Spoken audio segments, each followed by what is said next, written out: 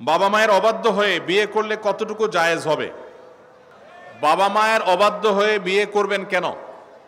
বাবা মারা যারা এখানে আছেন, আপনাদেরকে বলতেছি, চাচারা যারা আছেন, পর্দার আড়াল থেকে চাচিরা যারা শুনছেন, ছেলে মেয়ে বিয়ের উপযুক্ত হওয়ার পর তথাকথিত পায়ে দান ও অজুহাত করে নাম করে ছেলে মেয়েকে বিয়ে দিতে দেরি করবেন না।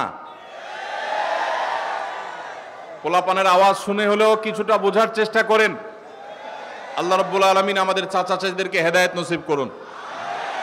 ওনারা যেন আমাদের ছেলে মেয়েদের কষ্টটা বুঝেন, আল্লাহ তাআলা সেই তৌফিক নসিব করুন। বাবাজিরা, আপনারা যে বয়সে বিয়ে করেছেন, আপনার ছেলেকে কিন্তু তার চাইতে আর্লি দিতে হবে। কেন দিতে হবে? কারণ আপনাদের আমলে ফেসবুক ছিল না, এখন ফেসবুক বাইর হয়েছে। আপনাদের আমলে স্মার্টফোন ছিল না, এখন টাচ মোবাইল বাইর হয়েছে। এই ছেলে মেয়েদের চরিত্র রক্ষা করার জন্য আর্লি বিয়ে দিতে হবে। আল্লাহ আমাদের মুরব্বীদেরকে সে হেদায়েত নসিব করুন। নবী করিম সাল্লাল্লাহু আলাইহি সাল্লাম বলেছেন, তোমার সন্তান বিবাহের উপযুক্ত হওয়ার পর তাকে বিবাহ দিতে দেরি করবে না। যদি দেরি করো তাহলে ব্যভিচারের মতো ফিতনা সমাজে ছড়িয়ে পড়বে। এই ফিতনা সমাজে ছড়ালে কি হয়? পশ্চিমাদের চাইতে বেশি কেউ বোঝে না।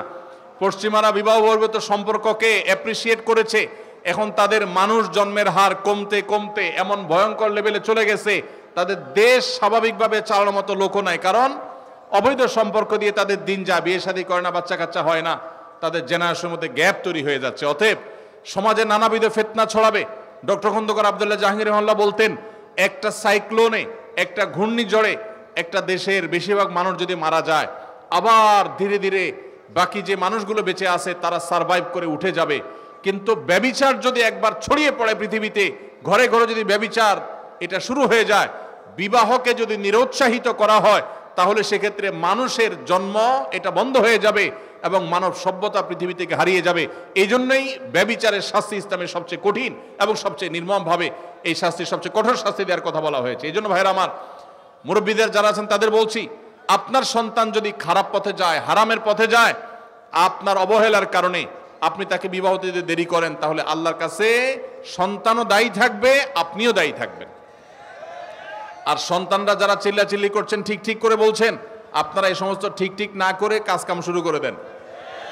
নিজেরা বেকার বসে থাকবেন, আর এদিকে বাপ মারে বিয়ে দেওয়ার জন্য আমার চিরকুট ধরা দিবেন। এটা তো কোনো সমাধান হতে পারে না।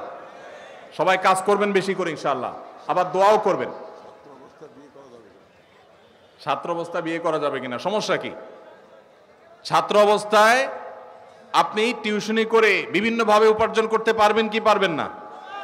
তো যদি উপার্জন করতে পারেন তাহলে বিয়েও করতে পারবেন ইনশাআল্লাহ। আল্লাহ তাআলা আমাদের মুরব্বীদের মনের মধ্যে সুমতি দান করুন।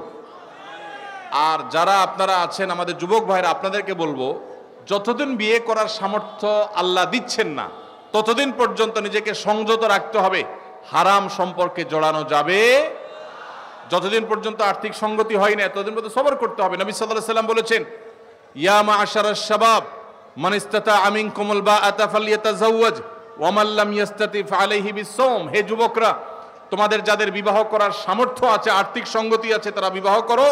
যাদের আর্থিক সঙ্গতি নাই তারা যেন রোজা রাখে, নিজেকে সংবরণ করে, সবর করে।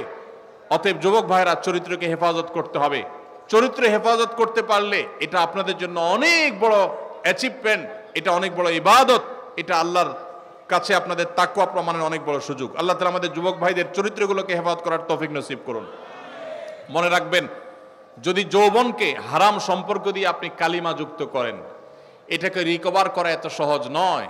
যাদের হারাম সম্পর্ক আছে এখনই তওবা করুন, নতুন জীবন গড়ুন এবং নিজেকে সবর করুন, হারাম থেকে দূরে সরায় রাখেন। আল্লাহ কেন বলেছেন ওয়ালা তাকরাবুজ জিনা, জিনার কাছেও যেও না? কারণ আগে থেকে আপনি দূরে থাকলে তখন বাঁচতে পারবেন। এই সম্পর্ক, হারাম সম্পর্ক থেকে দূরে সরে আসতে হবে। আল্লাহ আমাদের সবাইকে তৌফিক দান করুন।